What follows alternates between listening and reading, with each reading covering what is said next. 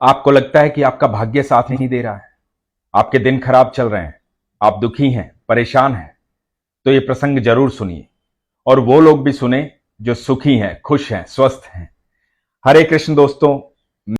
एक बार एक बालक था, उसके पिता अगरबत्ती बनाते थे, मंदिर के बाहर बैठते थे, अगरबत्तियां बेचते थे। उसके पिता उसे जल्दी ही छोड़ करके बैकुंठवास चले गए। बच्चा अकेला रह गया। बच्चे को ढोलकी बजानी आती थी, क्योंकि मंदिर के बाहर बचपन से बैठा था, पढ़ा लिखा था नहीं, तो मंदिर में ढोलकी बजाने लगा। वहां कीर्तन होता था, उसमें ढोलकी बजाता था। सब लोग वाह वाह करते थे, बहुत अच्छी ढोलकी बजाता था, बड़े मन से भगवान का नाम लेता था, कीर्तन भी करता था। उस मंदिर का जो संचालक था, उस सेठ का एक दिन निधन हो गया, बैकुंठवास चले गए। तो मंदिर का संचालन उस सेठ के बेटे के हाथों में आया। बेटे ने आके एक नियम बना दिया। नियम ये कि मंदिर में जितने भी लोग काम करते हैं वो सब पढ़े लिखे होने चाहिए, कोई भी अंगूठा छाप नहीं होना चाहिए, कोई भी ऐसा व्यक्ति नहीं होना चाहिए जो पढ़ा लिखा नहीं है। ये बच्चा पढ़ा लिखा नहीं था, क्योंकि पढ़ने लिखने की उम्र में तो ये काम करने लगा था, और ऊपर से इसके पिता भी चले गए थे, तो इसको वहां से निकाल दिया गया। जब इसको वहां से निकाला तो इसने भगवान से बहुत शिकायत की। इसने भगवान से कहा कि प्रभु, इतने दिल से कीर्तन करता हूं, सब वाह वाह करते हैं, ढोलकी बजाता हूं, मेरे हाथ दुखने लग जाते हैं, पर मैं बीच में रुकता नहीं, क्योंकि मैं दिल से बजाता हूं। और आपने ये क्या किया? यदि मैं पढ़ा लिखा नहीं हूं तो इसमें मेरा कसूर क्या है? जैसा जीवन आपने दिया मैंने वैसा जीवन जिया। मेरे भाग्य में क्यों नहीं लिखा था पढ़ाई लिखाई? मेरे भाग्य में क्यों नहीं था इतना पैसा कि मैं भी और बच्चों की तरह स्कूल जाता?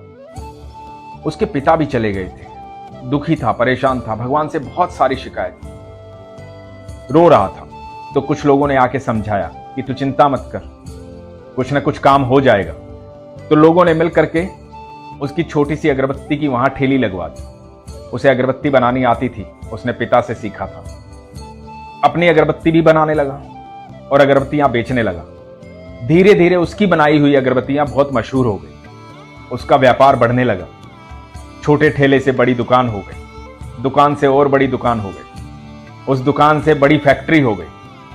समय बीतने लगा और इस बच्चे के पास बहुत पैसा आया।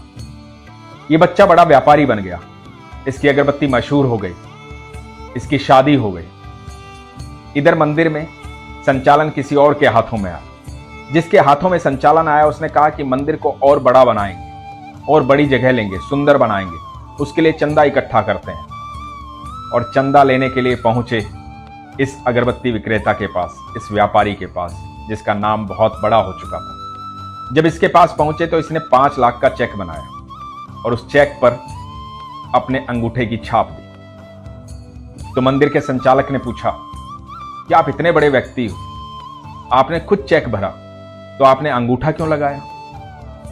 ये व्यक्ति मुस्कुराया। इसने कहा, जिस मंदिर से आप आए हैं उसी मंदिर के बाहर मैं अगरबत्ती बेचता था, उसी मंदिर के भीतर मैं ढोलकी बजाता था। मुझे वहां से निकाल दिया गया था इसलिए क्योंकि मैं अंगूठा छाप था। उस दिन मुझे बहुत गुस्सा आया था, मैंने भगवान से बहुत शिकायत की।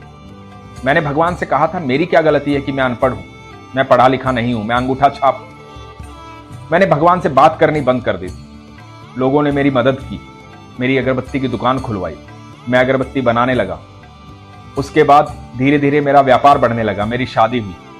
मेरी पत्नी को मैंने सारी बात बताई तो उसने कहा कि एक पढ़ाई लिखाई की कमजोरी की वजह से आपको वहां से निकाल दिया गया था। तब आपके पास पैसे नहीं थे, अब तो आपके पास पैसे हैं, अब तो आप पढ़ाई कर सकते हो।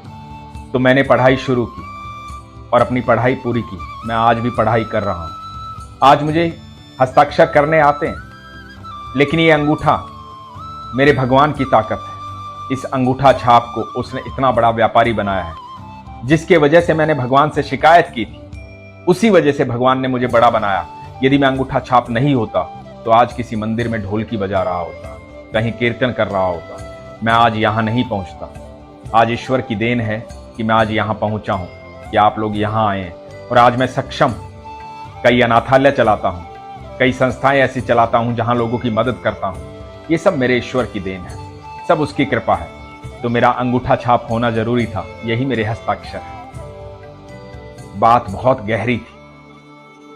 इस बात से ये बात समझनी चाहिए कि आपके जीवन में कभी कुछ गलत होता नहीं है। हमें लगता है कि गलत हो रहा है, हमें लगता है कि हमारा भाग्य खराब है, हमें लगता है कि हमें नौकरी से निकाल दिया गया है, यहां से इन लोगों ने मेरी बेइज्जती की है, हमें लगता है कि उस व्यक्ति ने मुझे गाली दी है, उसने मेरा अपमान किया है, हमें लगता है कि सब कुछ गलत हो रहा है।